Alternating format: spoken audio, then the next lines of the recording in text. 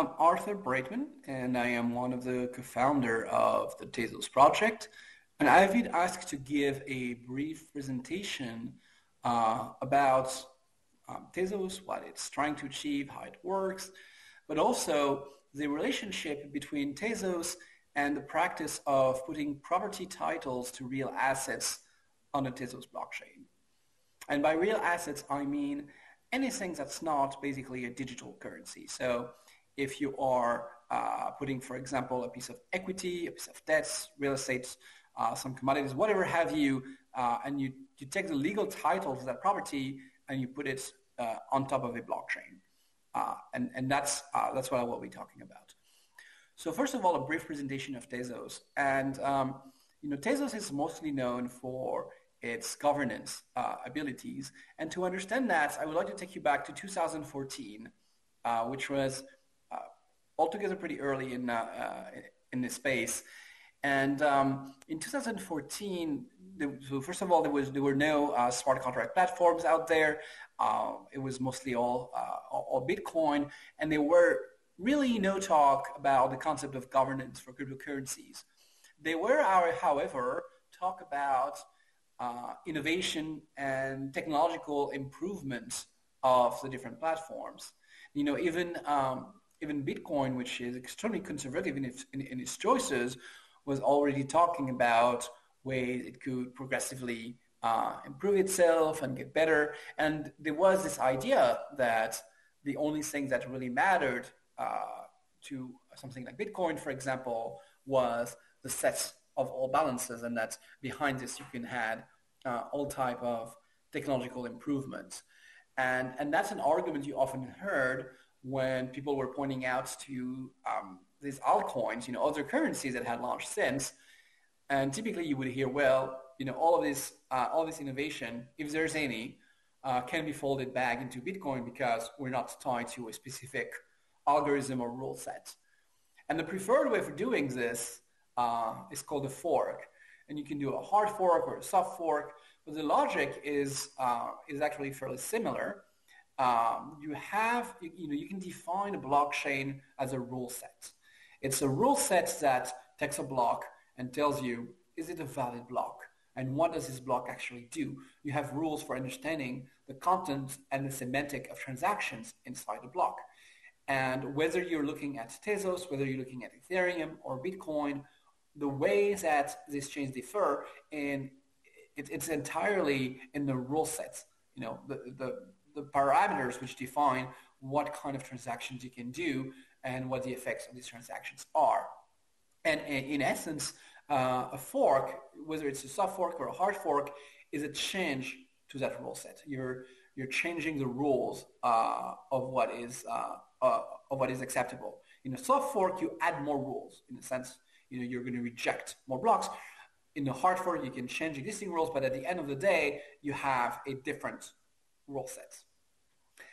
Now, what's the problem with forks? So forks come from the open source world. In open source, if we have two different versions of a software and we have some disagreements over how we would like to use that software, we can fork, meaning we can have a different version of the code that each of us is going to use. You'll use your version, I'll use my version, and maybe there's some compatibility layer, but that's it. It's very different when you're looking at a cryptocurrency and you fork, because the whole point of having a blockchain is to have unicity, right? The whole point of consensus is that everyone has to have the same view of the world. And the minute you fork, you lose that property. You're going to have two different assets, two different incompatible assets. And sure, you may trade one for the other, but now you lost the canonicity. You lost the idea that there's one, it's canonical, it's the right one. And the way that Tezos tries to address that is instead of doing fork-based governance where somehow canonicity is defined by hand waving, people will say, well, that branch looks better, and some sort of discovery process. There's our formal rules in Tezos to determine the canonical branch if you want to change the rules. So if you want to change the rules in Tezos, rather than going out and saying, I'm changing the rules, everyone follow me, Now, just a parenthesis, why is it bad? What's the problem with just saying, I propose we change the rule, everyone just follow me? Well, the problem is that either you're a nobody, and no matter how good the rules you propose are, it's going to be hard to attract a crowd to follow you, or you're very visible, you're the type of person who has a megaphone, who has the ability of convincing everyone to change, but then you are given a lot of power in the system. It means that every upgrade to the system needs to go through you. So either you have a system that's bound to stagnate, or you have a system where you're going to have a lot of de facto centralization in the decision power whenever there's a question of changing the rules. So the way Tezos does it is fairly simple. If you want to change a rule, you have to make a formal proposal to the protocol. And that means, you write a piece of code that represents the different rules you want to change. You submit, publicly on the network, you submit these rules, and the network simply holds a vote, one coin, one voice, to decide if this rule set should be accepted or not. And it's a fairly simple system, but it is pretty powerful because the rule set that I've described also describes the voting procedure. So if you think there's a better way than voting, you can move towards that. You can change the rule. So you can change the rule for rule making as well. It's what you would call a self-amending system. It's a system that can modify its own rules as it goes. And as a result, so long as you start with a set of reasonable rules, and I'm not saying that coin voting is the best rule or that it's going to create fantastic outcomes every time, but it's reasonable enough that it puts you in the right basin of attraction, that by progressively iterating on those rules, you're going to have a better and better version, not only of the system, but of the rule-making procedure as well. So that's in a nutshell the idea of Tezos and the idea of self-governance. And it sounds like a simple idea, but it has a host of benefits. So one is around preventing centralization, around innovation, but the other one is that it really gets the stakeholders of the system, all the people who hold tokens, it really gives them a say in how the platform can evolve, and they can feel more engaged. And I think there's also a lot of value here.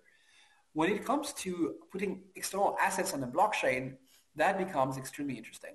So anyone I've talked to who's trying to put external assets on a blockchain, they have to deal with a fork problem. And here's why. So if Bitcoin forks and you get, say, Bitcoin Cash on the one hand and Bitcoin on the other hand, it's a virtual asset, and so now you have two virtual assets, and that's fine. The value is going to get diluted. One chain, the sum of two chains may be less than the previous chain. If the markets move, it could be more, but at the end of the day, you still have one cake, and you're dividing the cake. But these assets are going to be completely incompatible. They're not going to represent the same view of the world.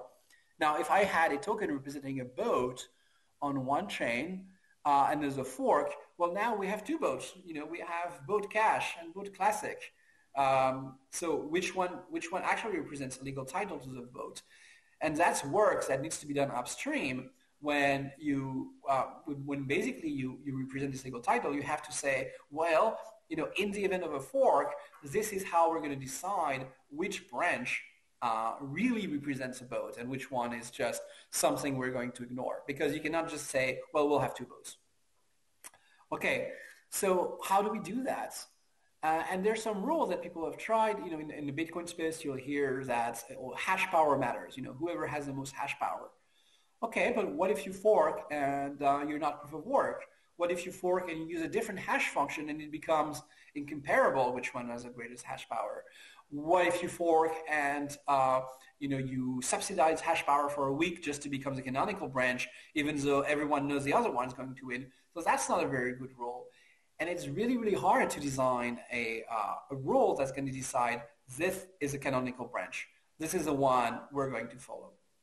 Now you could say, well, we don't like forks. We'll go with the original branch. But that's not typically what people do. A lot of the time, people might move. If you look at Ethereum Classic, which is the, in some sense, unchanged version of Ethereum, and Ethereum, the one that everyone uses is the one that actually had a hard fork. So that's not a good rule either. And that's not, so maybe you work a lot and you come up with a reasonable set of rules which describe which token you're going to honor, which one is going to represent the votes. So you have all these rules, and maybe it will be the chain with the most transactions, the chain with the most activity. Maybe you can name a console and have this console decide which one is the canonical one. But it's very nice if that can be done by the chain itself. So on Tezos, when there's a when there's a change to the rule set, there's one that's actually vetted by the governance mechanism itself, so you don't have to do the guesswork. That happens automatically. So it's not to say that you cannot fork in Tezos, but the chain is, you're not going to have these fork events every time the chain needs to get better. And I think that's important. Another aspect is that one of the value of putting external assets on a public blockchain, as opposed to say run it in a database or run it in some private blockchain that's run by a small consortium, is the interoperability you get. It's the idea that maybe I have a token representing a boat, but maybe someone has a token representing a place, I wouldn't say a parking spot, but a docking spot in a marina. So I have a docking spot in the marina, you have a boat. Now, what if there's a fork and we're two different entities, and my entity has a set of rules, and you determine that branch A of the fork is the one where the token representing the docking spot in the marina is going to be valid, and then the other chain, it's the boat token is for chain B. So now we had tokens that could interact with each other, where you could have smart contracts, and now they cannot interact anymore because the two legal contracts that represented what the assets were supposed to do pointed to different chains. So that's a problem, and I think that the only chain that's currently out there that is so focused on providing a united framework and dealing with the issue of forks is Tezos. Now, it's not to say that forks are impossible with Tezos, but it is to say that unless you're in extreme circumstances like security bugs or this type of issue, where generally it's not very contentious, there is, in any contentious issue around upgrades, there is a canonical chain that emerges out of the process. And I think that's an extremely important property if you're going to represent external assets on a blockchain. And there's another aspect of Tezos which I think makes it suited for that, and that's nothing to do with governance. And it has more to do with philosophy. So back in 2014, there were basically no smart contract platform. Ethereum was building a smart contract platform. And in Tezos, the decision to have smart contracts was motivated by the fact that there's a lot of cool things you might want to do with automated escrow that you could not do with Bitcoin. You could not easily, you could issue assets with colored coins, but then you could not have specific rules about them. There was really no native way of doing this in a platform. So having smart contracts to implement simple business rules, to implement escrow rules, that seems super important to me. And around that time, Ethereum started really branding itself as a world computer. And the idea was that you were going to run these big applications on the platform, dApps, they are called. And the idea was that you're going to have a new internet, and you're going to run these applications on this computer, everyone can use them, and so on and so forth. It was really built as mostly software. And I think that I didn't really buy into that vision, and I think to a large extent, it's not something that has been very, very fruitful. If you look at the most successful applications on the Ethereum platform, they have to do with simple things like fundraising, auctions, representing property, all these type of things.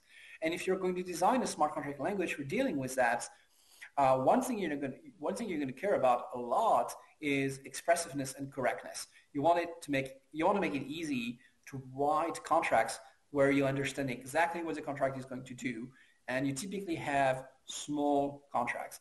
So this is what the Tezos smart contract language is optimized for.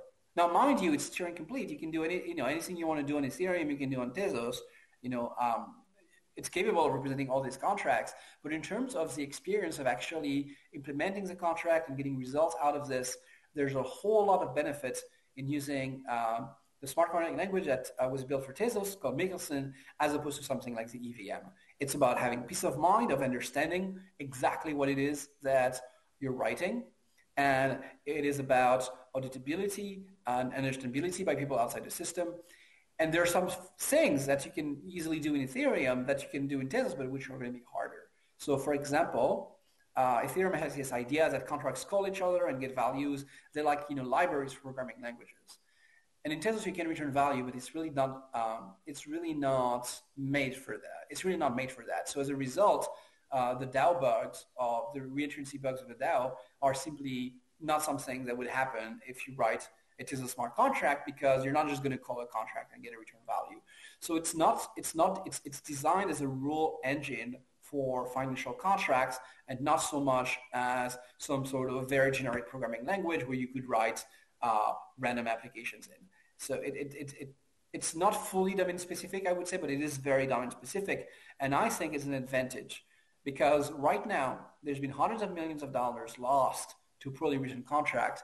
It's a really big deal. So you have contracts which are hundreds of lines long, and they can cost hundreds of millions of dollars. So you're looking at $1 million. There's $1 million at stake per line of code. It's extremely dense. The only area where you get this type of density is essentially aerospace. Aerospace, you have these programs that run these rockets, and the rockets called billion to build, and small errors can be very expensive. And in fact, that's something that happened with the Ariane 5 rockets. There was one Ariane 5 that blew up because of an overflow in an integer registry. And as a result, in the industry, and in particular in France, there's been a large amount of research going into formal verification, a set of mathematical technique that lets you take a piece of code and prove correctness properties.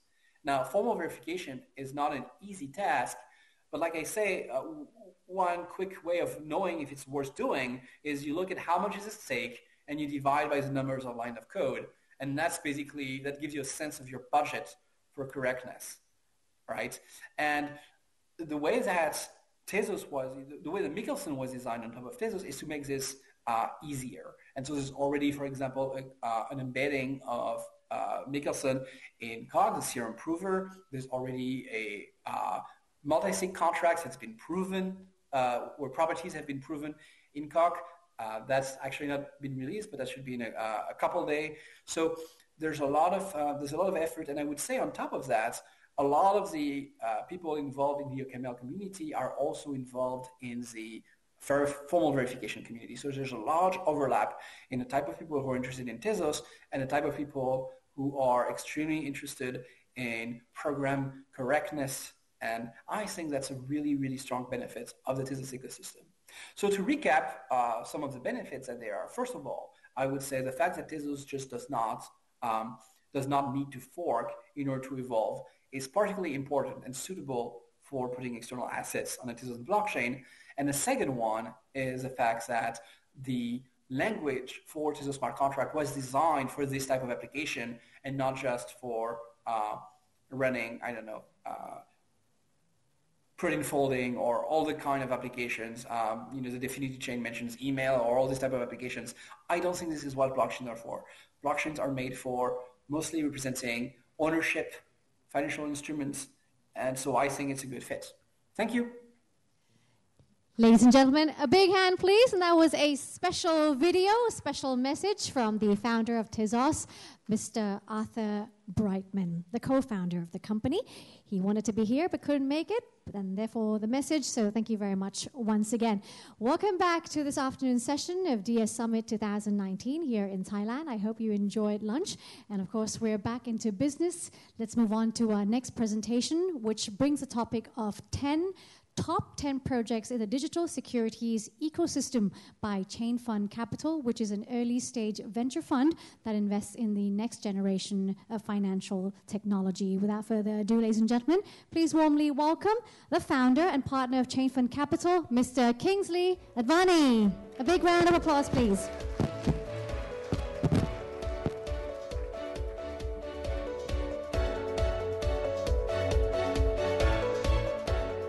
Hello, Sawadee Cup. I'm Kingsley Advani, partner at Chain Fund Capital. We're a venture capital fund with offices in San Francisco, Dubai, and Singapore. Let me give you a brief overview of what I'll be discussing today. So I'll start with a little bit of background about me and the fund. Then I'll move on to 5 investor trends that we're seeing in finance. We'll then move on to the 4 pillars of the emerging digital securities ecosystem. We'll then speak about the top 10 projects that we've chosen in the digital securities ecosystem, and we'll finish off with 5 takeaways for Thailand. But first, a brief disclaimer.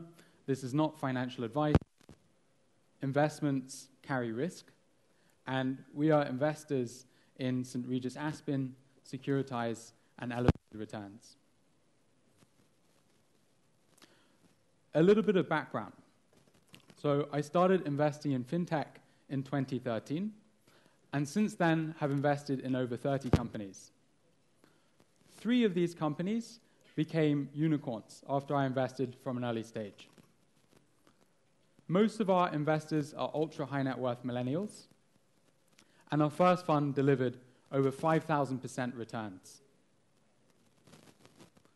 So we did a little bit of research, and we're seeing 5 key investor trends in finance. First of all, demand for liquidity. Secondly, demand for lower costs associated with IPOs. Thirdly, demand for precision finance. Fourthly, demand for access to new financial products. And finally, demand for democratized investment. So let's start with the liquidity. Put your hands up if you own a home. So across real estate, fine art, antiques, classic cars, venture funds, hedge funds, many of these asset classes still remain largely illiquid. In 2019, why should this be? These assets should be liquid and tradable. Secondly, investors are demanding lower costs associated with IPOs. Put your hands up if you've been through an IPO. Interesting. IPOs can cost anywhere from $5 to $10 million. In 2019, in an era of financial technology, why should they be so expensive? They should cost far less. 3, investors are demanding precision finance. Put your hands up if you own a stock portfolio. Wouldn't it be great if you could go long iPhone, but short Apple Watch? If you could go long Tesla Model 3, but short Tesla self-driving trucks? As investors, we want to get access to precision finance. 4, investors are demanding access to new financial products. Take a Thai farmer, for example, who wants to get exposure to the growing property market in Bangkok. For him to invest in a luxury property development, it might cost a minimum investment of 5 million baht. But he only wants to invest 5,000 baht. So financial products for the unbanked don't yet exist at scale. And this is a huge problem. 5, investors are demanding democratized investment. Put your hand up if you own a Picasso. Put your hands up if you'd like to own a Picasso. So in 2019, we should be able to purchase a fractional ownership of a Picasso, to purchase 1% of a Picasso. And if we decide a few weeks later that we'd like to sell that fractional ownership, we should be able to sell it. And if we're feeling more bullish, for example, on Andy Warhol, we should be able to sell the 1% stake in the Picasso for a 2% stake in the Andy Warhol. So investors are demanding more liquidity, lower costs associated with IPOs, precision finance, access to new financial products, and democratized investment. And there are entrepreneurs building infrastructure to solve all of these problems across issuance, exchanges, custody solutions, and broker-dealers. Let's take issuance for an example. Companies are building the infrastructure to be able to issue digital securities in assets like real estate, fine art, antiques, commodities, venture capital funds, and hedge funds. Companies like Securitize, Elevated Returns, Polymath. Secondly, entrepreneurs are building exchanges to be able to trade digital securities 24/7. Companies like T0, Open Finance Network, the Gibraltar Stock Exchange. We see a world where you're able to log on to your mobile and sell your 1% stake in a Thai residential building, and instead buy a 2% stake in a Vietnamese residential building. And finally, custody and broker-dealers. Banks like Fidelity, Goldman Sachs, Morgan Stanley, JP Morgan are building custody solutions to be able to store your digital securities. Say, for instance, you own a 2% stake in a Thai residential building. Where will you store these digital securities? These banks are building the infrastructure so you can store all of these assets. And broker-dealers. Let's say JP Morgan owns a $50 million stake in a Thai hotel. Broker-dealers are building the infrastructure so JP Morgan can ring them up and sell that $50 million stake. So entrepreneurs are building this infrastructure across issuance, exchanges, custody, and broker-dealers. And we've picked 10 companies building Finance 3.0 in the digital securities ecosystem. Put your hands up if you've heard of some of these companies.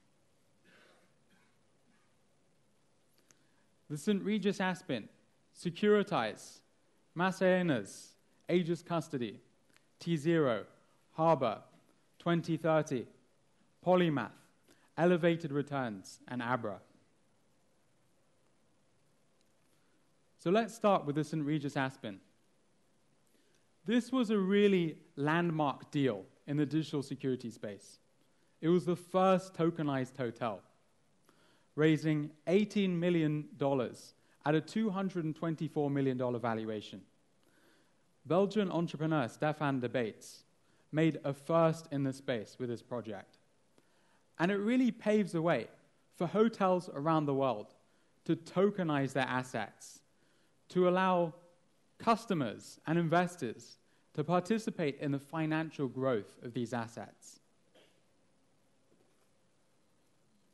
Securitize. This is a leading issuance platform, raising money from investors like Coinbase and Ripple. They recently announced a landmark deal with IBM to securitize a large amount of IBM's corporate debt.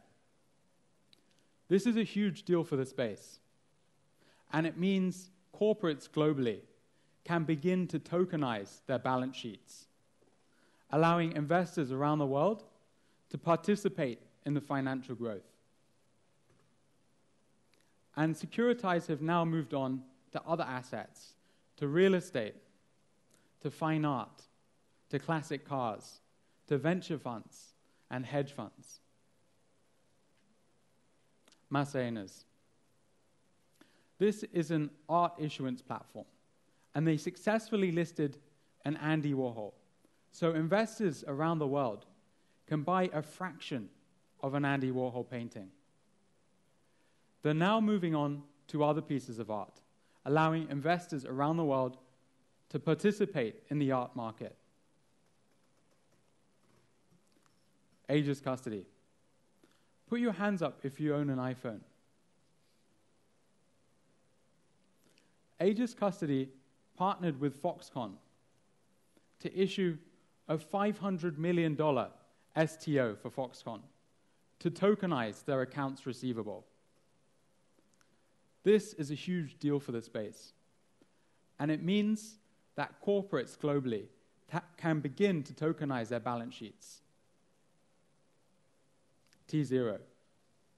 This company raised $134 million to build the world's first security token exchange. Led by Patrick Byrne, they've already begun to list tokens, so investors around the world can buy, sell, and trade digital securities. Harbor. This is a leading issuance platform in the space, and they've raised money from investors like Founders Fund and Andreessen Horowitz. They've tokenized a REIT from South Carolina student housing complex, allowing investors around the world to participate in the financial growth of this asset. 2030. This is a leading issuance platform and exchange based in Europe, and they've partnered with the London Stock Exchange on a £9 billion liquidity partnership. They're beginning to list and exchange venture fund tokens, hedge fund tokens, and real estate digital securities. Polymath. These guys were one of the first entrants to the space and are essentially the Ethereum of digital securities, allowing anyone to build a custom security token and program financial rights directly into the token. Elevated returns. This company is building a digital BlackRock across asset management, investment banking, and exchange. They successfully tokenized the St. Regis Aspen and recently acquired a stake in Seamico Securities, a leading Thai broker-dealer. This is a huge deal in the space.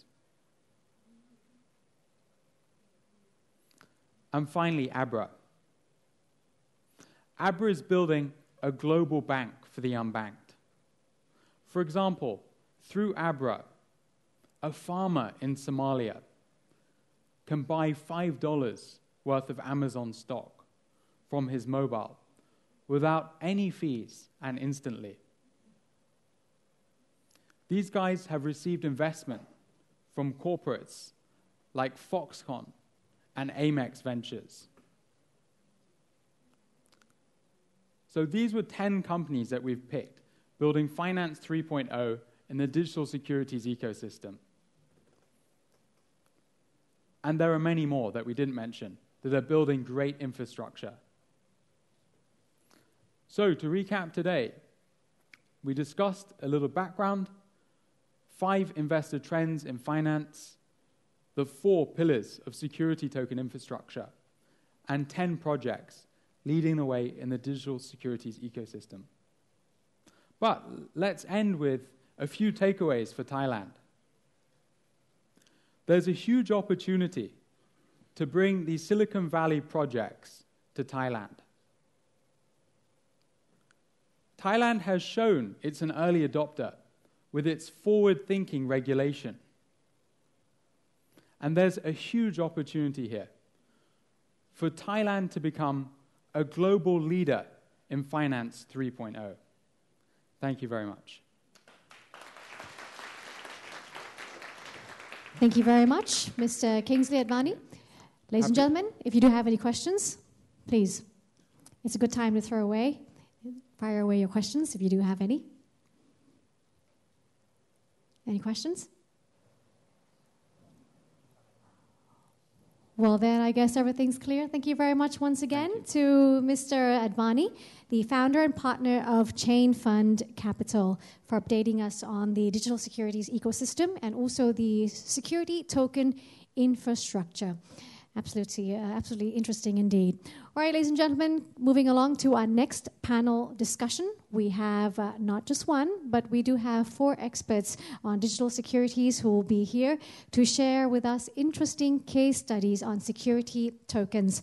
Our first speaker is Kun Prin Panichapak, Country Head of CLSA Securities Thailand, headquartered in Hong Kong. CLSA is Asia's leading independent brokerage and investment group. The company provides equity broking, capital markets, M&A, and also asset management services to global corporate and institutional clients. We have Kun Sam Tansakun, Managing Director of Krung Si.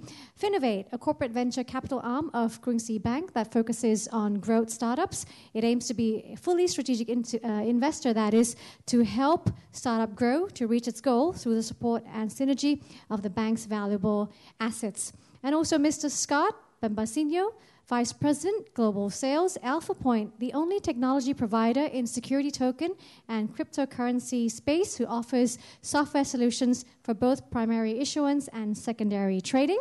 And Dr. Suthikon Kingkeo, Director of Thammasat Consulting, Networking and Coaching Center, an expert on digital securities in Thailand, and who will be moderating the session. So without further ado, how about a big round of applause welcoming our panelists and our moderator to the stage. A warm welcome, please. And I've been told that Kun Sam Tansakun is currently stuck in traffic. He'll be joining us soon. So we have our 3 panelists on the stage. They'll be updating you on the business case for securities token.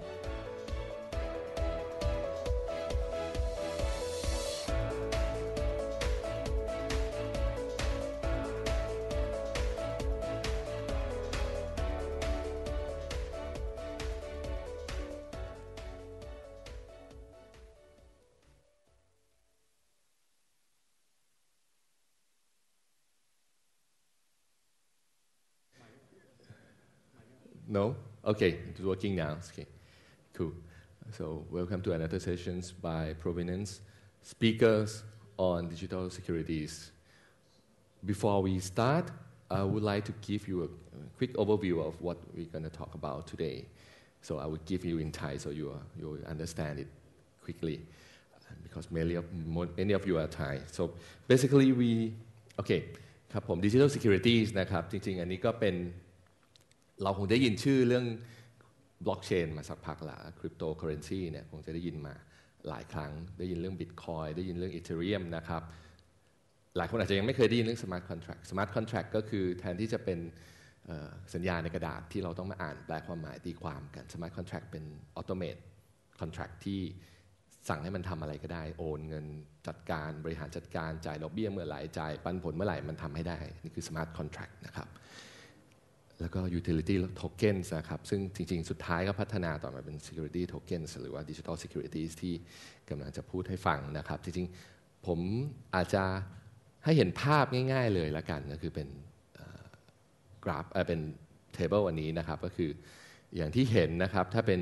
traditional นะครับถ้าเป็น securities เนี่ยก็คือ stock คือ bond คือ REIT นะครับแต่ถ้าบน blockchain เนี่ยภาพที่เห็นก็คือ security token offeringถ้า stock bond REIT เนี่ยมันคือสามารถจะ IPO ได้ส่วน security digital securities เนี่ยก็ออกมาเป็น security token offering หรือ STO นะครับก็คือการแปลงจากสินทรัพย์ที่อยู่ในรูปแบบดั้งเดิมสินทรัพย์ทางการเงินแบบดั้งเดิมไม่ว่าจะเป็นหุ้นไม่ว่าจะเป็นพันธบัตรไม่ว่าจะเป็นหุ้นกู้ไม่ว่าจะเป็นกอง REIT นะครับให้มาสู่การเป็นสินทรัพย์ดิจิทัลที่สามารถจะซื้อขายผ่านแพลตฟอร์มดิจิทัลได้บนเทคโนโลยีบล็อกเชนนะครับซึ่งผลดีของมันประโยชน์ของมันนะครับก็คือสามารถที่จะ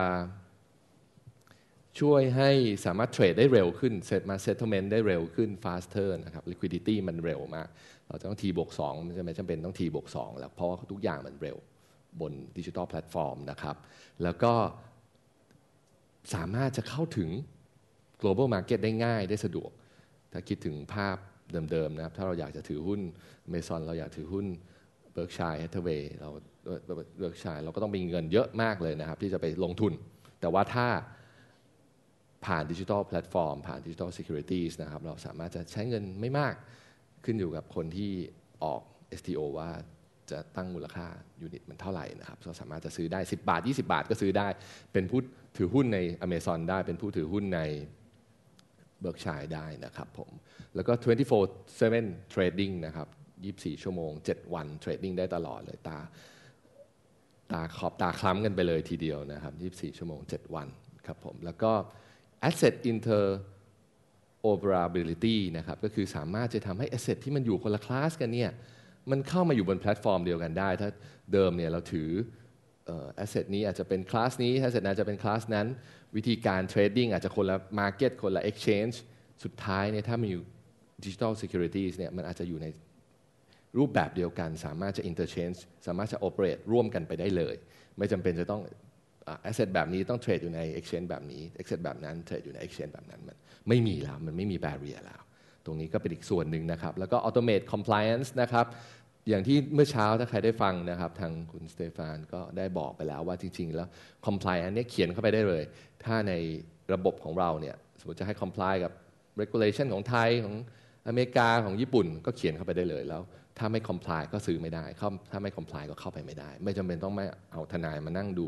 กฎระเบียบไม่ต้องเอาเอกสารเป็นกระดาษมานั่งดูกันละ compliance มัน automate ได้เลยครับผม programmable asset securities อันนี้ก็น่าอยู่แล้วก็ทราบไปอยู่แล้วมันคือ programmable แล้วนะครับก็คือ digital security สามารถจะ automate ในเรื่องต่างๆได้ครับผมแล้วก็อีกอันนึงก็คือคุณสุดท้ายนะครับคือ fractional ownership and increase market depth คือคุณสามารถจะกระจายพอร์ตของคุณได้กว้างขวางขึ้นคุณไม่จำเป็นจะต้องมีเงิน100 ล้านเพื่อจะซื้อคอนโดกลางเมืองแต่คุณสามารถจะมีเงิน10 บาท20 บาทสามารถจะสร้างผลตอบแทนได้เท่ากับการลงทุนในคอนโดกลางเมืองเป็นยูนิตเป็น100 ล้านซึ่งมันมีดีมานด์สูง supply ต่ำเดิมเนี่ยถ้าเรามองภาพผมเป็นชาวนาเมื่อกี้นะครับถ้าตอนเช้าคุณเสถียรได้เล่าให้ฟังแล้วถ้าผมเป็นชาวนาอยู่อยุธยาเนี่ยถ้าผมจะเอาเงินมาลงทุนเพื่อจะได้ศักยภาพการ return ที่สูงขึ้นเนี่ยการผลตอบแทนที่สูงขึ้นเนี่ยมันยากเพราะว่า asset ที่ผมมีเงินผมสามารถจะเข้าไปซื้อได้เนี่ยมันมีอยู่นิดเดียว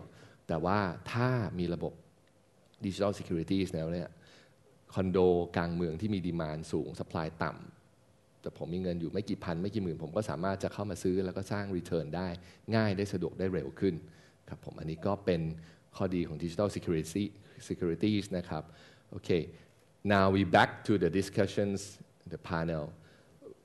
Okay, please get back to the original slide, please. Okay, cool.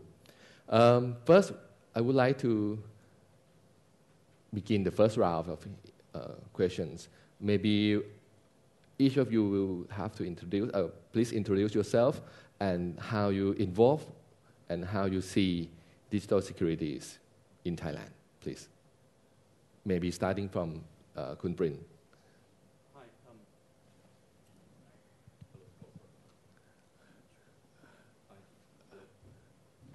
Okay.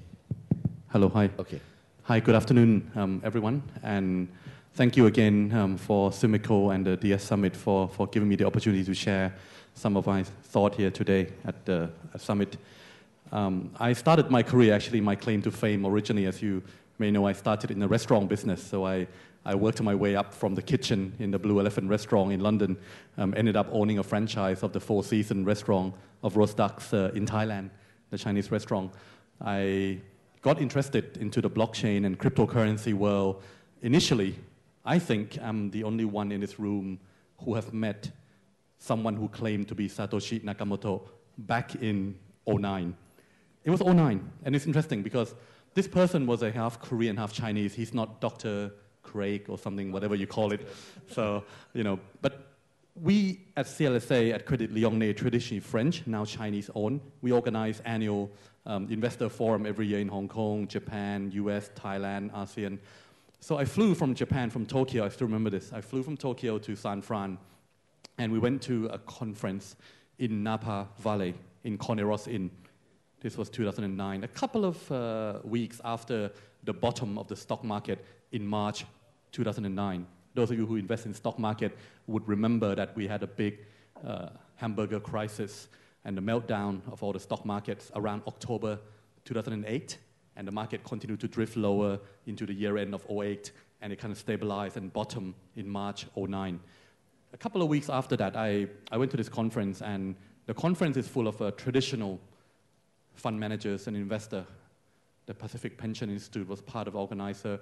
I spoke about the new frontier of investment on ASEAN, on Greater Mekong sub-region, GMS, Cambodia, Laos, Vietnam, Myanmar. And the speaker who got up to speak after me spoke of this white paper. He didn't call it white paper. He called it a new project he was working on. And he claimed that him and his other 37 friends, so there are 38 of them, that he claimed is working on a project that would launch a new financial system. He talks about the lack of trust in the existing global financial orders, i.e. in God we trust that you see on the banknote of the US dollars, printed into the US dollar banknote. God in the financial world sense, as you all know, means the chairman of the Federal Reserve, the Fed.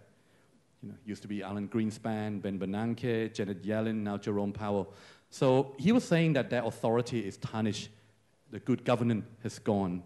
He believed that the people who are writing this kind of peer-to-peer and kind of the blockchain technology has been existing for a long time, long before 2009, but he claimed that they never emerged into the mainstream. Of course, a lot of you would know that the people who play games in the old days probably used the deep net, the dark web, to trade coins or to trade things, and there are naughtier, whether it's gangster, whether it's mafia, whether it's the rings to do with drugs, and few things that are in the gray and illegal areas that use the coins, the tokens, deep beneath us.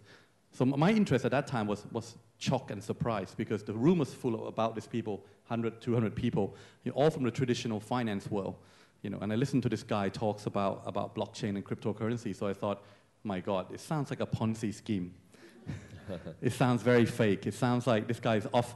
And then his sales pitch afterwards, even scarier, because I was working in Hong Kong on the regional desk of CLSA at that time.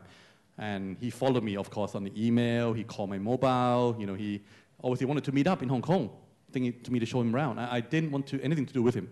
I never contacted him back. I said I'm busy, and I just never reached him again.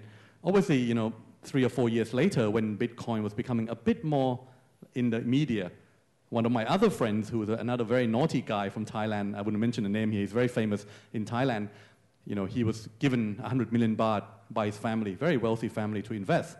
And he asked me, Prin, should I put all my money into Bitcoin? I said, no, you must be crazy. This was obviously in 2013. I said, no, you must be crazy. This guy obviously has no knowledge in finance. He's a designer and from a wealthy family. So he showed me how to do it. And he put all his money into Bitcoin. Guess he doesn't need to work again for a few lives, from now.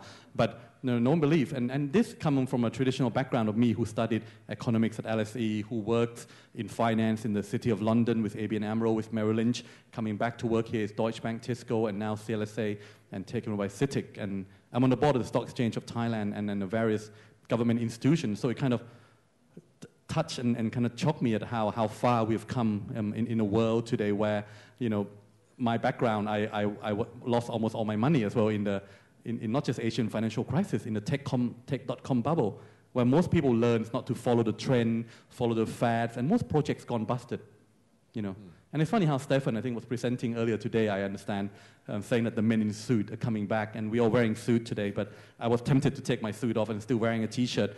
I still like that spirit of kind of maybe the Wild Wild West, where yes, maybe some of the entrepreneurial or crazy stuff that some of you are smoking on a few years ago may no longer exist, but some of the real and good quality projects, I believe, will last longer, and I'll leave that to discuss later on. Thank you, Kap Kutbin. Next, we move to Scott, Vice President of Global Sales of Alphapoint. Can you please give us some background of your work and how you see the digital securities happening in Thailand? Yeah, thank you. Hello, everybody. I'm Scott Bombachino. I'm one of the founding team members of Alphapoint. We're a fintech company. We are headquartered in New York. We have about 90 employees in Manhattan. They all come directly off of Wall Street. They have very deep domain expertise in capital markets. We have a platform that enables our clients to digitize an asset on a blockchain, create a primary issuance into the marketplace for those assets, and then create a secondary market for price discovery and liquidity of those assets. So with this platform, it's a 360-degree view into this tokenized world that we're rapidly moving into. So our clients are tokenizing assets for a number of use cases. It could be for real estate. That seems to be one of the first movers into this space to leverage this technology. It's one of the first use cases that we're seeing. Muirfield out of Boston has tokenized fractional ownership in a $300 million real estate portfolio. I'm also seeing people tokenize real estate so that they can actually raise funds and then go develop the real estate as well. Other use cases include exclusive goods, private equity. So really there's quite a few use cases where you would want to tokenize an asset. Once you've tokenized that asset, you need to get it into the marketplace. So we have what's called an investor portal that enables the initial issuance into the marketplace. The issuer can communicate to the investor about the investment opportunity. They can upload images, content, collateral, documents, term sheets, everything so that the investor is fully informed. It enables the investor to come to the platform, create an account, go through the KYC process, make a deposit, have that reflected as an account balance, and then they can begin to browse through these investment opportunities. So like a lot of what the speakers that came before us today spoke about with democratization and access, this is what our technology is enabling. And then once that asset is into the marketplace, markets need what's called a secondary market, and that's an exchange. And so the exchange is for price discovery and liquidity. It enables the asset to float freely on the market, and that product can be paired up against another asset like the US dollar or the Thai baht to create an instrument. And this is how we get price discovery, liquidity, market depth, and really the ability to democratize these assets into the markets. So I'll just pause there. Thank you, Scott. Now we move to Sam Tanskun, Managing Director of Krungsri Innovate. Please introduce a bit of background of yourself and how you see digital securities technology to help Thailand. All right, okay. Hi, everyone. So I'm leading on the corporate venture capital of Krungsri Group, so which is the venture capital arm of the Krungsri, which is also under the MUFG, the Mitsubishi Financial Group in Japan. So how to relate it with the digital security? So we invested in Omise, which is about equity about 8.8%. So as you know that Omise has launched the ICOs called OMGs in 2017, and which is done pretty well. The price went very high. Don't talk about now. So this is one part that what we are related to and how we using on the what we call OMG networks, and now we apply with the few large corporates in Thailand right now. So that were part of OMG. And itself, when the ICOs regulation has been passed by the SEC in Thailand, so there are few of those digital exchange. Crypto exchange, both in Thailand, in the Chinese crypto exchange, and Korean are talking with the bank on how to collaborate on the crypto exchange and the bank now. So for my field, I have part of on the banking field, how to be related with all those digital securities now. And part of today going to be about why it should be the STO. Personally, I invested by myself on many ICOs, and look, same as Kun Prin, don't look at the price right now. So I have failed on that part, and I believe that STO would be one of the new tools that could be touchable one. Thank you, Kun Sam. Now we move to the next round of questions, which I will ask three of you about. Can you give example of successful cases of what have been done on digital securities, and also give more example of project or case that you have heard about, you are working on that going to happen, or even idea that going to happen that people are proposing on using digital securities to help that business, to help make things easier for that business, their industries. Please. I wouldn't touch on exact name of the projects, but I think there have been many attempts around the world to go on this route. You've seen some example today already earlier. I think we will be seeing more actions on this front coming forward. You speaking about recently, I think the Deutsche Börse and a couple of affiliates of their exchanges who are friendly to them have organized a very big conference in Germany recently, only a couple of weeks ago, that was to do with how the digital asset exchange would shape up for the future. The Stock Exchange of Thailand's president and his team also attended this, and it was quite eye-opener into where the future is heading in front of us, both in terms of how you can potentially tokenize the listed equities, existing ones at the moment, of which there are almost about around 700 stocks listed on the SET and the MAI in Thailand, to tokenize them, but also in the future how potentially powerful it would be to allow the startups and the SMEs, the smaller guys who we definitely want to help, and they're the engine of growth of our economy, for them to get a freer, fairer, and cheaper access to capital. And this is not just a Thailand-only problem. You know, around the world, there are people who are already trying. There's a Gibraltar exchange who had a project, and there was some delay. There's a Malta exchange who's trying some projects. The Australian exchange, ASX, is already working in their woodworks to do something on that front. They already use blockchain for their distributed ledgers and how they can potentially help their back offices become more efficient. The Deutsche Börse I've mentioned already at the forefront of this technology on blockchain side. So I am excited that if it were to happen, like we discussed earlier, I think there'll be many, many more projects to come.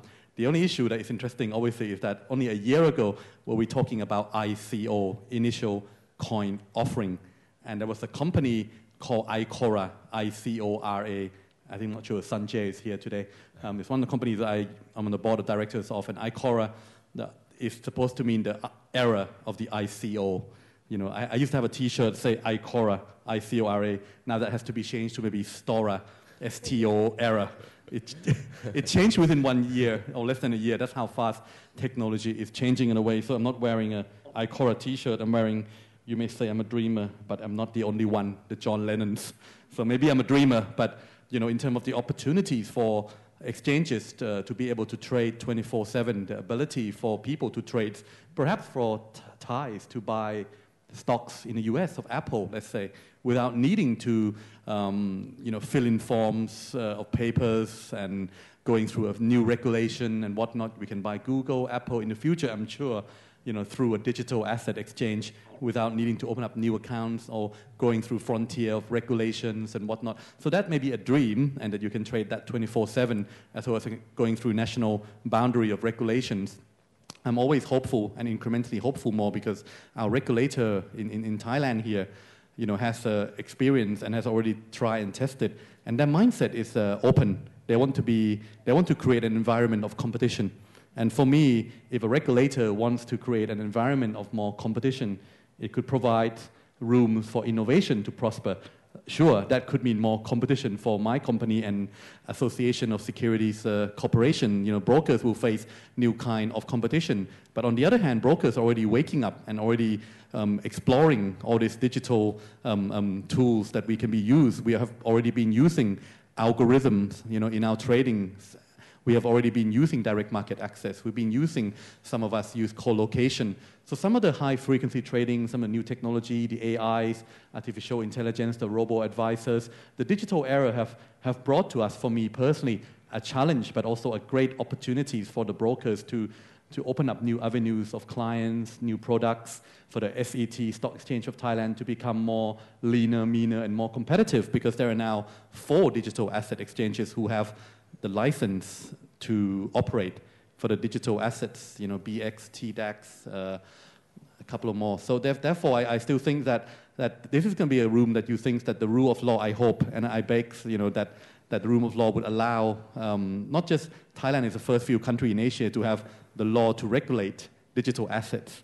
But as you all know, sometimes those laws come out with good intention, good meaning to regulate, to protect the consumers. But often they also have a double-edged sword that sometimes it prohibits new projects to come on stream faster, or prohibits some smaller guys to be able to raise capital cheaper because the law comes with tax. And while that's not SEC territory, I hope the Ministry of Finance will look at this in the future in terms of the whole spectrum of the tax policy that they should review this, because as you all know, you trade on the SET, there's no capital gain tax. But if you trade on a digital asset, you still have to pay income tax. The people who raise capital on the digital asset exchange still have to pay the corporate income tax of 20% and VAT of 7%. So that's quite an expensive one. And when people around us, whether it's Singapore or a few other countries, still have no regulation or no clear regulation on the digital assets, this may put us at disadvantages to our neighbors on that front. But I'm hopeful on some of the projects I've seen so far that could be interesting, and hopefully STO would bring more higher quality projects onto the screen rather than just the kind of listing and pumping on the ICO price that we've seen the last year and a half or before 2018. Thank you, Kun Prince. Maybe perhaps starting from STO of a Four Seasons restaurant in Thailand. Okay, please, Scott. So I've been at this since 2013, and I'm trying to get a feel for the room, like what would be helpful, like how can I help you, right? I've been at this a very long time relative to the market itself. And sometimes I want to talk about like the underlying technology, the difference between Bitcoin, an open source blockchain, the original blockchain. You know, it's in an adversarial environment, open source. You know, it takes proof of work to determine consensus, things like that. And then on the other end of the spectrum is, you know, traditional technologies like distributed databases. But since over the last 10 years or so, there's been a lot of new technologies coming to market that enables us to do things differently. So with things like broadband connectivity and the advancements in cryptography, we can do things with data in ways that we haven't done before. And so on one end, you have these open source blockchains like Bitcoin, and then in between this, you have other types of technologies like distributed ledger technologies where all the players are known and there's different consensus mechanisms. What's interesting about this technology now is that we can do things differently. And a lot of the exchanges, a lot of the marketplaces, they're built on technology that existed 20 years ago, 25 years ago. I've talked to some financial institutions that are built in languages that nobody even understands anymore. And the ones that do understand it, they're retiring. And so they need to like migrate to new technologies, new databases, new ways to manage these things. And so it's a very exciting time because there's a lot of movement, a lot of things happening. So what does that mean for you? For markets in general, there's three main players. There is the person with the asset, there's the person with the capital, and then there's the market in between. Our trademark is making illiquid assets liquid. So what does that mean? It means that there's a lot of illiquid assets out there that need to be unlocked. And when you unlock that, you can add a tremendous amount of value into the world. And there's a lot of capital that is looking to flow into investment so they can get a return on that investment. And so there's opportunities with this technology to tokenize assets, and you would tokenize those because you do get a lot of advantages with this technology. One of the things I was just talking about over lunch here is just increasing access alone in itself can have the potential to increase liquidity. You'll hear this a lot. With markets, it's all about liquidity, access to liquidity. Liquidity is the key to everything. And tokenization can, in itself, at least increase access to an asset. Now, you do need to be very mindful of the value of that underlying asset in itself. Don't get scammed. Don't go putting good money towards bad investments. But at least the technology itself will enable greater access. So if you have assets that are illiquid and you need to get liquid, tokenization might be a good route for you. If you have capital and you want to put that capital to work and you want to get access to new investments that weren't previously made available to you, you might be interested in this. Because the blockchain, one of the things that a blockchain does for you is, in the past, we had siloed repositories and databases. And that's where the truth lied. But they weren't reconciled. There was no real single point of truth. There was a lot of confusion as to who owned what, and it took a lot of time to figure all that stuff out. With blockchain technologies, it's the ability to point to a single point of truth. And that adds a ton of efficiency. So as an investor, if you have capital and you want to move into this and you're thinking, well, why would I invest into a token? Well, there's a lot of advantages for this concept of being able to point to a verifiable single point of truth of ownership. Also with a token, it can make things a lot easier for you as well. So previously, ownership was represented on a piece of paper that lived in some lawyer's desk or some safety deposit box. Now with tokenization, you can get liquid on your asset much, much quicker. You can move into an exchange, deposit it into that exchange, and then have the ability to trade that out for a national currency or another asset. So, there's advantages to both sides. Those with assets, those with capital, and those that are making markets to connect the two. This technology can do a lot. So again, I'll just pause there. Okay. I could refer from Kun Prince said that the ICO one. So if you know that I think 80 or 90% of the ICO coins launched in 2017 and 2018 has been failed already within 6 to 12 months. And roughly about 5 to 10 are scam one. The reason is that the ICO is, if you know, it's just selling the dreams.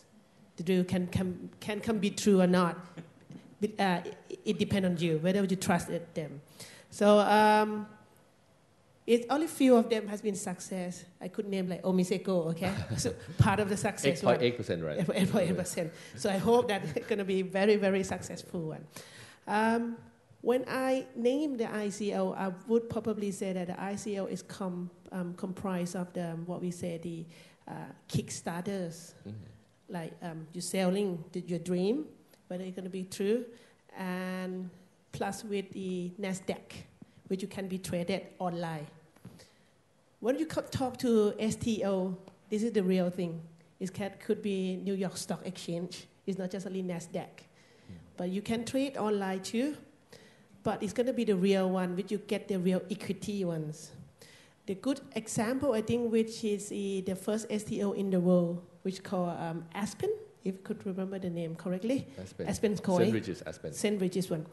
So with the Aspen, I think couple of months back, many real estate owners in Thailand suddenly came to ask me, Kun Sam, what happened with STO? Will it be alive? Will it be true? I say, probably. I'm waiting for someone to make it legally in Thailand, someone who to help it the real thing in Thailand. So a lot of people from the real estate owner, they could see the real example from the St. Regis hotel, and then how can they do tokenize the asset, as you mentioned. So, which can be touchable one. You get the real equity, you get the real share, you can vote, it can be easily selling and buying. So this is part that I could see that it's going to be a big change if STOs happens in Thailand. The real estate sector would be the first one who can come and touch. Some people ask me, and how about the startups and the fintech and the blockchain company, if they would like to do? I could be say, it's possible, but the technology should be realistic, should be already launched for a while, not just newly like ICO, which you cannot know that what happened with the technology, because they need the technology to be tokenized, the asset to be tokenized. And it's part of my job to help part of the STO to be alive too. When we invest in startup, we would be looking at how the company going to be exit. Normally, it can be merger and acquisition, or the other side should be listed maybe in MAI market or SET market, which you need at least about 2 years' time to prepare to be listed. However, if STO come, it will be shorter for most of the venture capitals to be exit on that invested on the portfolio. So we would like to learn and we would like to support on this one, on how can STO alive in Thailand. Thank you, Kun Sam. Maybe we'll ask the last questions actually. From what we have listened throughout the day is that there's a lot of benefits to companies, there are lots of benefits to the country, there's positive impact to societies and so on and so on. It's democratizations of investing, democratizations of investment, so on. From your perspective on digital securities in Thailand, do you have any specific concerns, issues that you think would be relevant to Thailand? Anything that Thai regulator, Thai authorities need to prepare to make ourselves ready to this coming trend, please? Some of you may be aware of the latest adoption of the Parabo Sinsap, the actual the stock exchange law and not executive decree to do with the securities and the stock exchange. This new law that just came out, it was passed through Parliament in a very speedy fashion over the last couple of months, and now waiting for the official royal signature approval in the end to come down. This actually has been a progress in terms of making securities able to be scriptless, also able to allow some of the digital asset exchange to be able to have their own so-called TSD, or the Thailand Security Depository. That's a very key that how all these exchanges can now actually set up potential competition to what the SET used to have the monopoly on the TSD, on the depository side, which I think is very important because when you talk about the development of STO, securities token offering, people often just look at the investment angle and the pumping and all the kind of, obviously wanting to make money, that's fine. But the whole infrastructure behind now, I think the legislation is ready for this to happen. Now it's up to whether, I'm sure one of the 4 digital asset exchange will walk towards getting a license similar to the TSD in the future. I'm sure even potentially in the longer term for the Stock Exchange of Thailand to be considering potentially how they want to go about doing the digital asset exchange side of things. But of course, with SET being a big organization, they have to be very careful at studying and thinking about whether the matching system, the settlement, the custodian, the backside. And while all of this, you must not forget that in Thailand is still a country that is still high on inequality, especially on the financial knowledge inequality.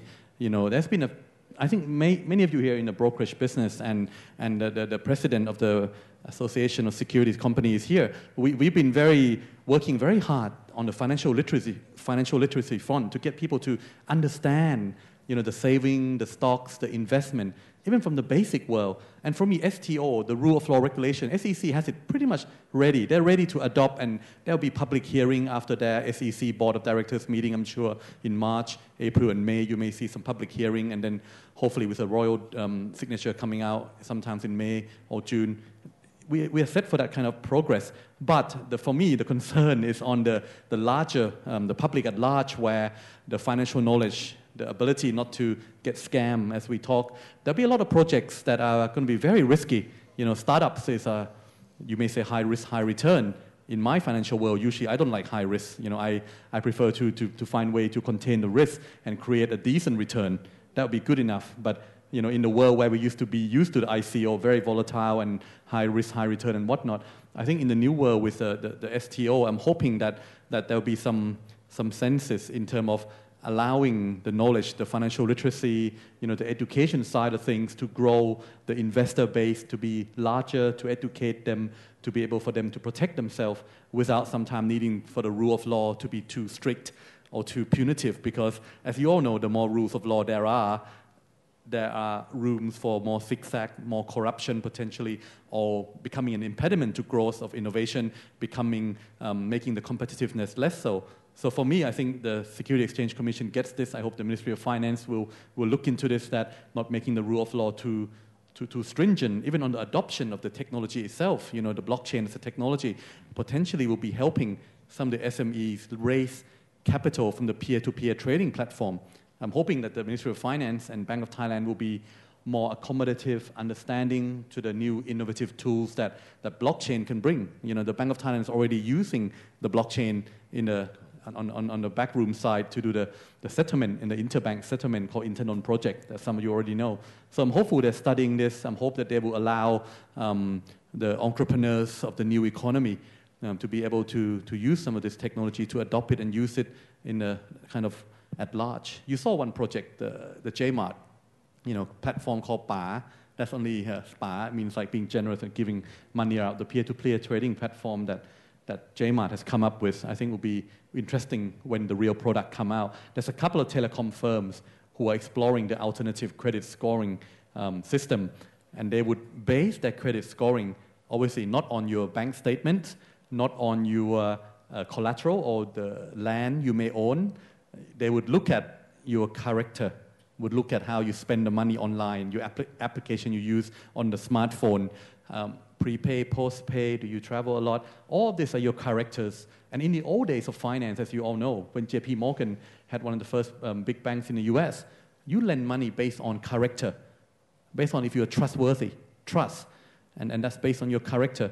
So now we are kind of rewinding back to the ancient time where, yes, we'll be lending peer-to-peer using blockchain technology based on your character and how you spend your money, your lifestyles, and if you're a good member of society, if you're honest, if you're on time, if you're a good workers and all this stuff. So in a way, it'd be interesting that we have all these social credit scores. There are some problems come with it. I won't bother you with the time here, but China is already exploring with this. And in fact, they've used the blockchain social credit score and AI to come up with scores for individuals that some of the naughty ones cannot leave China to come and perhaps be rude in other countries or use some of the aggressive nature of those people. So, some of this has been used in China, and there are controversies around it. But I think there'll be incremental stages of this in terms of adoption.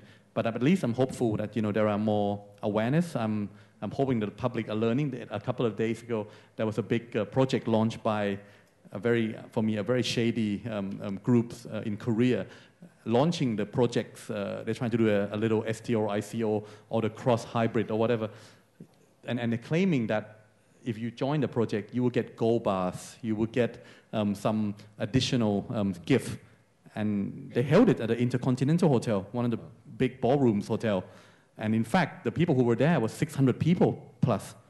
So it was interesting. But most of them I think, are very young and still very just want to make a quick buck. So I think afterwards there were some warnings and something that came after. So I urge, you guys are more affluent as an audience, but it's up to you as well to be a positive multiplier impact on a society, because these are all quite new and we're just getting started. So one rotten fish, one bad case could rotten the whole industry, and maybe a poison that people may just doesn't want to taste for a while longer. So I leave it up to us here in the room who I'm sure are influencer within the brokerage industry, within the investment community, whether it's startups or whether it's the traditional world of finance, to be the real voice of reasons as well. But keep your dream, you can still keep dreaming. Thank you very much, Khun Prin. You will have to leave early. No, it's okay. It's okay, right? Okay. Now, please, Scott, please give your insight on what should Thailand do to prevent something wrong happening. Yeah, regulators should love this technology. It does everything they want it to do. So, see, you got to get back to the baseline technology. The difference between Bitcoin and distributed ledger technologies, the difference between an open source, distributed, decentralized technology like Bitcoin, regulators don't like that. But we're not talking about that. We're talking about tokenizing an asset on a blockchain that's highly controlled. So regulators should love this side of the technology. With this technology, with smart contracts, you can program a lot of outcomes. So in the United States, there's Reg A, Reg D, and I'm not an expert on the regulations. I'm just familiar with them. They may limit the number of investors. You can have less than 100 or less than 2,000. Well, with smart contracts, it's very easy to do. And it's all right there. You can see the code. You can read it. Smart contracts can reference oracles. An oracle is just a point of truth. And an oracle in itself is a database. And so it can have whitelisted addresses that a token can transfer to. So the smart contract says, okay, you're telling me to transfer this token to this address. Let's use the oracle to see if if that address is approved. If it is, well, then that means that whitelisted address, we know who that person is. They've gone through KYC. Regulators love this stuff. With our technology, we provide an exchange platform. So we're just the technology company, okay? Our clients are the actual exchange. They're the businesses. They're the ones that meet the regulatory burden. They're the ones that work with the regulators. The nice thing is the technology enables the regulators to very easily meet their objectives. So the platform enables the traders to come in, go through a KYC process. That's fantastic. Once they start trading on the platform itself, the platform is a write-only, a pinned-only, unified messaging and storage system. It's patented technology that we've brought to market. What that means for you and the regulators is that it creates a perfect auditable record. It's like a tape. You can fast forward and rewind, see exactly what happened at any moment in time. This technology was developed by our founder, Joe Ventura, back prior to 2008. So it looks and feels like a blockchain before blockchains came out. Regulators would love this.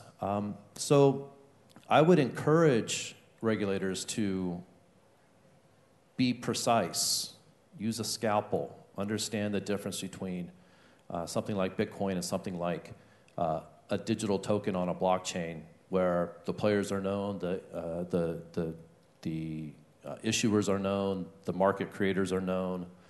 This technology can be very powerful, very useful, and very valuable to a lot of people.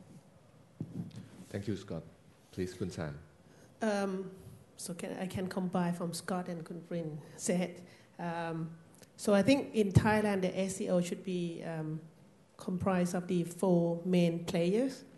The first one should be the one who's going to be listed on the STO. So I call maybe the real players.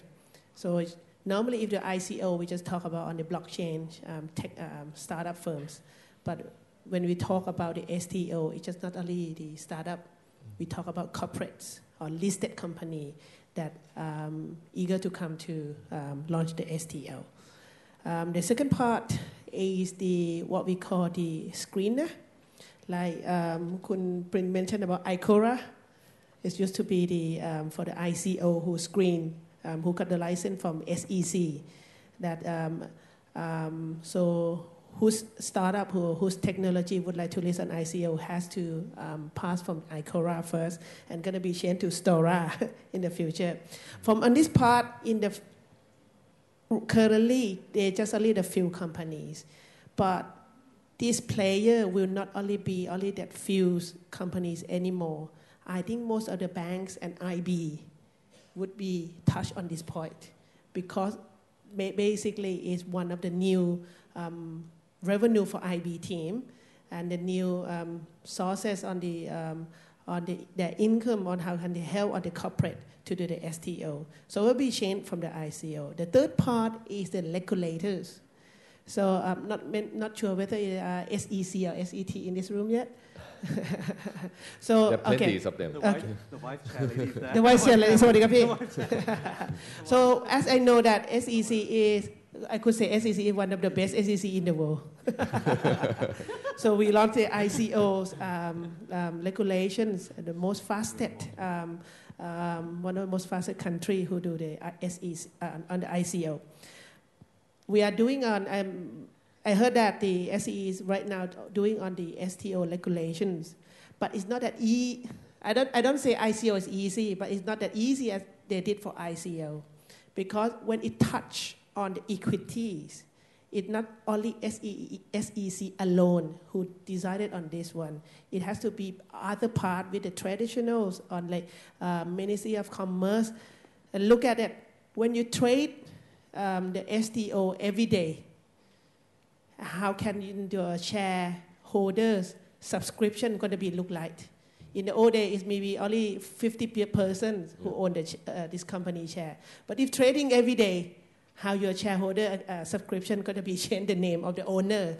So the MOC has to be applied and understand on this field too, on how can they separate between the traditional equity and the digital asset on their shareholder subscription. So that part is going to be a bit heavy work for the regulators. But we hope that we could find a way and launch very soon.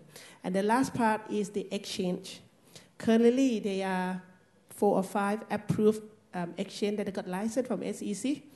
So we have seen that they are not much big in Thailand yet. And we have heard that the SET, as Kun Prin said, that they are starting developing on the exchange platform.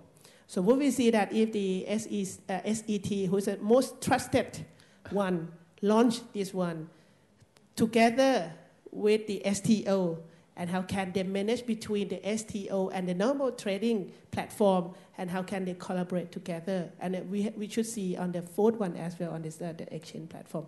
So if this 4 ready, so I believe Thailand is one of the good STO market, probably in those Southeast Asia or in Asia. Thank you, Kun Sams. I really like all of those points, and especially the key things is the trust. And if even one fish, rotten fish, will destroy the whole system. So this is one thing that we all have to make sure that it will go and expand successfully for the benefits of everyone in Thailand. We have the last section of this discussion, which is going to be Q&A. Anyone from the audience have any questions, please feel free to raise your hand. Please raise your hand and we'll let you ask questions. Anyone? So if there's no questions, I'll keep the conversation going. Okay, let's. Yeah, so as an investor, you want to be able to move into this space. I would do your due diligence, both on the investment itself. I'd also do due diligence with who your counterparty is. So if you are an investor moving capital into an exchange, in effect, the exchange is your counterparty. So you should know who that exchange is, know who those people are, and know the underlying technology that's powering that exchange. So, Alphapoint clients are very above board people. They are very good people. The underlying technology is true technology. It's not going to game the system. We have some of the most advanced surveillance tools in the market to ensure fair markets. And that's really what you want as an investor. You just want to know that you're putting your money into a fair market. You don't want to be putting your money into a system that's rigged or gamed, because that's just going to benefit a few, and it's going to be to your detriment. So regulators, they are part of their objectives is to protect the investors. So again, know who your counterparty is, know the technology that they're using, and then definitely do your own research. Do deep due diligence both on the investment opportunity itself and who your counterparties are. Thank you, Scott. Some point that Kun Sam already touched is about the way that the regulations will have to transform itself for the whole system, regulatory system, not only SEC or SET, but also Ministry of Commerce, also Revenue Department, and so on, who have to come up with a new regime, new paradigm to manage these STO things, this new era. So do any of you have any example or suggestion or ideas what's going on when other countries trying to come up with STO, and who are those people who help in terms of transform the regulations in the system? Yeah. So just to be clear, the difference between an ICO and STO is just one is recognized as an investment that's going to get a return on your investment. That's an STO. That's a security. An ICO sounds a lot like IPO. That's why they kind of changed it. A lot of this is just marketing, really. So the ICO was, they were kind of dirty because they misled people thinking there was going to be a return on this, but then they tried to position it and say, well, this is more of a utility token, so you're not really expected to get a return on it, but you might be able to use the token. So, there's just been this evolution over time, and I just want people to be clear what we're talking about, right? So the back-end underlying technology is kind of the same. It's the same technology that powers an ICO, that powers an STO. It's just a matter of what are we interpreting that asset to be. Is it an investment? Is it a security? And you wanted use cases, is that what you're saying? Yes. So some of the things that we're seeing is like with London Block Exchange, they have a one-to-one peg to the Great British Pound. So they have a token that can be redeemed for the Great British Pound. Now this is useful because it's faster than wire transfers. Wire transfers can take a long time to settle. With the token, it just takes as long as the blockchain itself, which could be minutes. So that's an interesting use case, and it's great for investors and moving liquidity around very rapidly. We've touched on the real estate use case where either you already have a real estate portfolio and you want to fractionalize ownership in that, or you want to use this to raise funds in order to develop. So say you have this token, so some of the things to consider with that is, well, are there dividends? How are the dividends measured? How are they dispersed, right? There was some conversations earlier about how this technology might be able to automate that. I totally believe in that. Private equity is another one. So there was a conversation earlier, the gentleman talked about 5 to 10 million to do an IPO. Well, this technology really lowers the barrier to getting liquid on an illiquid asset like private equity. So these are all use cases that I'm excited about. I think the underlying technology facilitates this, and it should be good for everybody. Just to touch on, you mentioned about the various ministries that are impacting our, I would say, digital economy, because when you look at new technologies that come on board, I try to look at the big kind of macro view where this involves various ministries who are stakeholders, key stakeholders to make this happen. We mentioned a lot about SET, SEC, and brokers already, but one entity is actually a couple that's very important, Ministry of Commerce, for example. You must remember that technology has no boundary. A lot of good companies come from abroad, and if the mindset of the Ministry of Commerce potentially is not changing fast enough to allow foreign ownership of some of these companies, whether it's fintech firm or allowing this technology to come in and allowing some of the foreign stakeholders to actually own more than 49% or more than 50%, I am not sure if that's the right way to do it. There is a policy sandbox, as you know, at the Eastern Economic Corridor, the EEC, which will be an interesting policy sandbox case where in some cases you will see foreign ownership, you will see different regulation allowing foreigners to work freely and some tax exemption, some incentive to draw in the big, capable, both human resources, companies to invest and transfer technology in the EEC as a policy sandbox area. But I would urge also to Ministry of Commerce to look at, some rule of law. At the moment, the ICO portal, for example, the legislation came out maybe, I think, a year now, but no qualified ICO portal yet.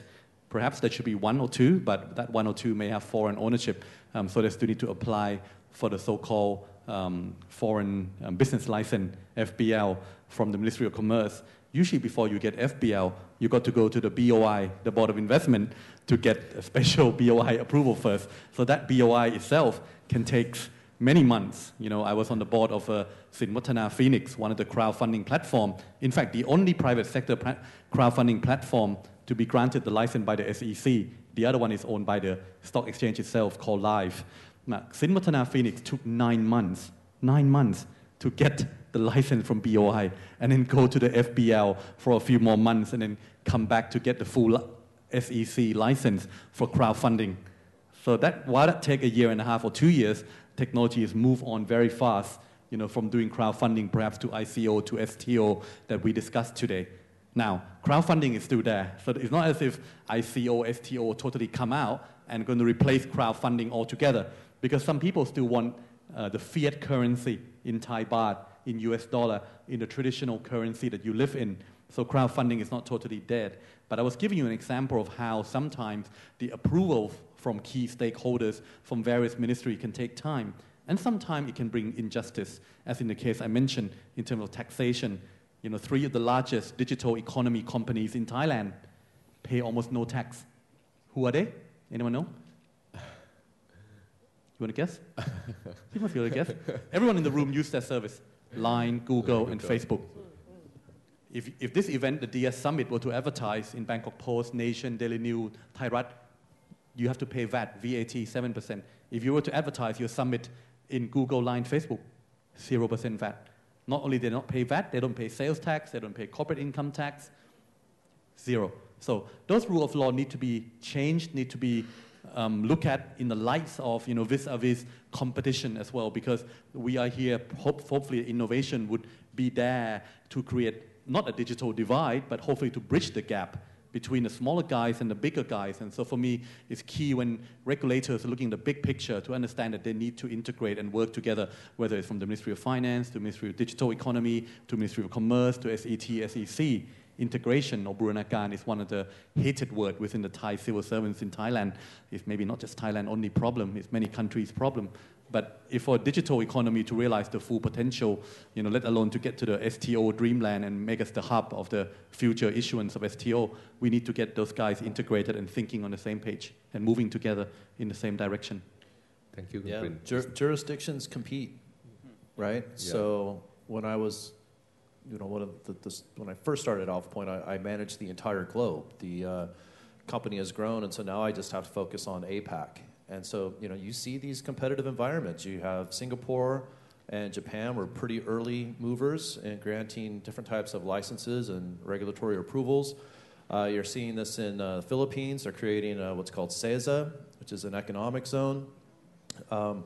So every jurisdiction, I've really gained an appreciation for this being at Alphapoint, is these jurisdictions are competitive, and they want to be able to attract business. They want business to be done. Well, they should. I think they would want to attract businesses. And so looking out to where other jurisdictions and how they are managing, meeting their objectives, probably could, pick up on some of that and bring it in. Thank you, Scott. Please, Kun Sam, have nothing to say. We have 1 minute left. We can go a bit over that. From everything that Kun Prin talked, I think is the point for Thailand. But everything we have to need after election. So everything we will see. I've been hearing about this election a lot since I've been here. It will be election, right? It will be election, but we have to see the post-election. So what happens, whether the direction will be the same with the existing ministry.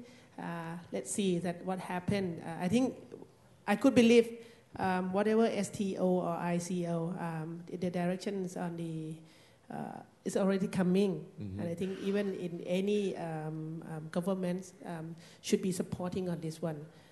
We need to move forward on this one and to make help on in what we call is part of the corporate transformations and digital transformation as well.